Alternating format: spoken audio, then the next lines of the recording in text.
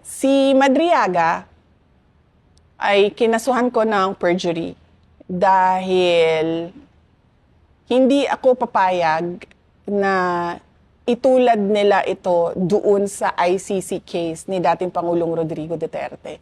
Kung makikita niyo yung ICC case, ang mga unang sinubmit doon ni Trillanes ay si Las Cañas at si Matubato. Kasi galing yun dito, di ba, sa atin, sa Pilipinas. Meron silang hearing, pinabayaan sila ni PRD na magsalita, nagsalita sila, nagpa-interview sila, ganon. Pero hindi question yung credibility nila. Parang tinanggap na lang ng lahat na totoo yung sinasabi ng witnesses. So dito, pagdating kay Madriaga, nag-file kami ng perjury kasi sinasabi namin walang katotohanan lahat ng sinasabi niya. At ito yung aming mga ebidensya bakit namin nagsusuporta sa sinasabi ko na hindi totoo yan. Makikita nyo, actually 6 nga pala no?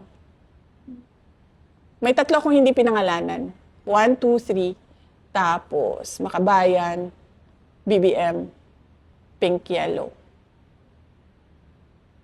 Meron pang 3. Makikita nyo, sa mga lumalabas na news items, sinasabi bagman, sinasabi aid, sinasabi civilian intelligence agent.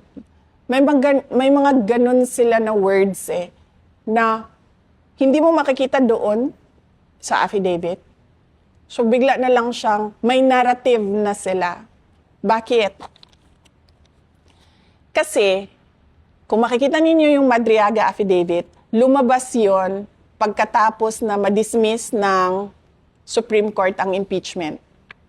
Yung una nilang impeachment noong 2025. Yung una nila. Kasi doon sa kwento nila, wala silang, kumbaga, whistleblower.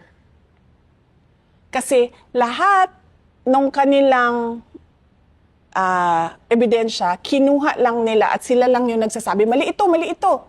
Sila lang yung nagsasabi. Wala ni isang tao silang hawak na nagsasabi, uy, kinuha yung pera, uy, hindi totoo yan. Wala silang ganon. So ang ginawa nila, dinagdagan nila ng isang Madriaga na hindi totoo ang sinabi at sinasabi nila, ito yung missing link ko, si Madriaga.